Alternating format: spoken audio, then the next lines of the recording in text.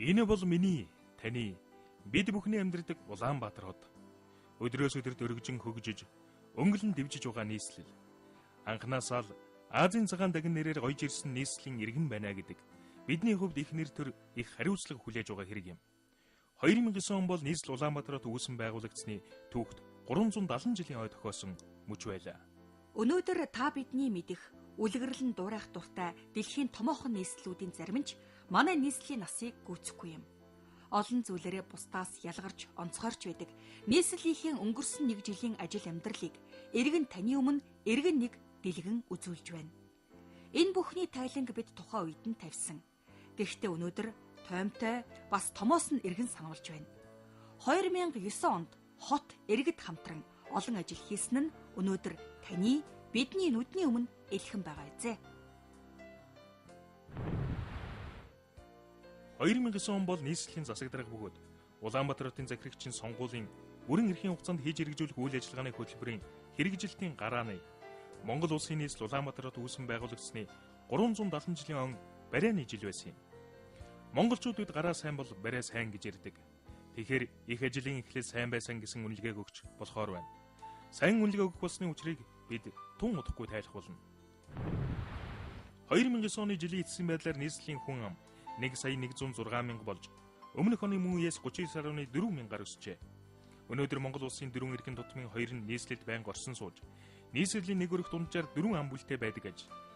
Орон нутгаас өдөрт 78 хүн Улаанбаатар хотод шилжин ирж байгаа бол хотоос орон нутг руу зорж байгаа иргэдийн тоо дээрх тооны 3.1-тэй нь тэнцдэг.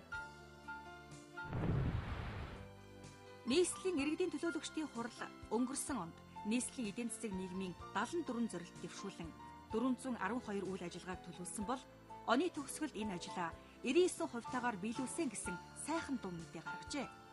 Албаны энэ мэдээлэлтэй жирийн иргэдч санал нийлж байгаа гэзээ. Учир нь өнгөрсөн онд нийслэлчүүдийн нүдэн дээр хэд хэдэн бүтээн байгуулалтын томоохон ажил хийгдсэн. Чухам аль дүүргийн нутаг дэвсгэрт хөрөнгө оруулалтын ямар ажил хийгдвэ гэдгийг бид та бүхэнд ойлгомжтой болгох үүднээс салбар бүрээр нь наривчлан хүргэх болно. Эхлээд төсөв санхүүг авч үзье. Нийслэлийн төсөвт 2009 онд 132.8 тэрбум төгрөгийн орлого төвлөрч, 61.3 тэрбум төгрөгийн зарлагын санхүүжилт хийгдэж, 62.7 тэрбум төгрөгийг нийслэлээс улсад төвлөрүүлэн тушаасан байх юм. 2009 онд нийслэлийн төсвийн хөрөнгөөр 160 хөтөлбөр төсөл арга хэмжээнд 18.7 тэрбум төгрөгийн, улсын төсвийн хөрөнгөөр 80 нэр төрлийн 21.1 тэрбум төгрөгийн, Монгол улсын хөгжүүлэх сангийн хөрөнгөөр 49 нэр төрлийн 12.6 тэрбум төгрөгийн, нийт 50.7 тэрбум төгрөгийн хөрөнгө оруулалтын ажлыг хэрэгжүүллээ. Төсвийн орлого 7.3 тэрбум төгрөгөөр давж биелсэн байна. Төсөв мөнгийг ерөнхийд нь багцлал ийм байна. Харин одоо бүтээн байгуулалтын талаар товч танилцуулъя. Авто замын шинжилэл, сэргийн засварлалтын чиглэлээр 2009 онд өмнөх он жилүүдэд байгаагүй их анхаарал хандуулж олон ч ажлыг хийж гүйцэтгсэн. Жолоо мушигдаг болоод тээврийн хэрэгслээр үйлчлүүлдэг хүн бүр үүнийг бэлхнээ мэдэж бас харж байгаа. Тоймлон томоос нь дурдвал туул гол дээрх Баянзүрхийн төмөр бетон бүрийг ээж бүрэн засварлаж, баруун дөрвөн замаас зүүн дөрвөн зам хүртэлх инх тайрны өргөн чөлөөний 3.5 км замын өргөтгөр шинтгэлийг хийсэн. Боловсролын их сургууль, Янсан эмнэлгийн хоорондох автозамд явган зорчигчдын нөхөн гарц байгуулсан нь олонний хөлийн газарт жинхэнэ нүдэ олсон ажил болсон юм а. Олон жил яригдж ажил удаж байсан Дамдын сүрэнгийн гудамжийг олимпийн гудамжтай холбосон автозамын бүрэн гарцыг 2009 онд ашиглалтанд хүлээлгэн өглөө. Энэ шинээр энэ Дамдын сүрэнгийн гудамжид энэ зам тавигдсанаар бол жолооч нарын зорчих хэсэг ба штэ. Энэ хэсгийн хөдөлгөөний аюулгүй байдал болон төвжирлийг бол бас боломжтойгоор шийдэж өгсөн гэж бид нар бол бодож байгаа. Чанарын хувьд ч ер нь бол гайгүй зам болсон гэж бодож байгаа. Өргөнч зам байна. Тэгээ өргөн зам энэ бол нар тул руу явдаг, энэ хойгоор төв замаар явдаг. Энэ хөдөлгөөний ачаалтыг бол хувааж багасгаад бол энэ замаар бол одоо голцоо явдаг болсон. Энэ бол одоо маш сайн болсон гэж бодож байна. За энэ зам бол өштэй сайхан зам болжээ. Урд нь бол өштэй энэ замаар бол өштэй тэгээд төгжрээ одоо бос замууд их төгжрээ байсан. Энэ замаар орсноор бол өштэй төгжрээ харилж өштэй зам нь сайхан болсон. Жолооч тэмцүүлийн энэ өштэй баярлж явдаг тийм.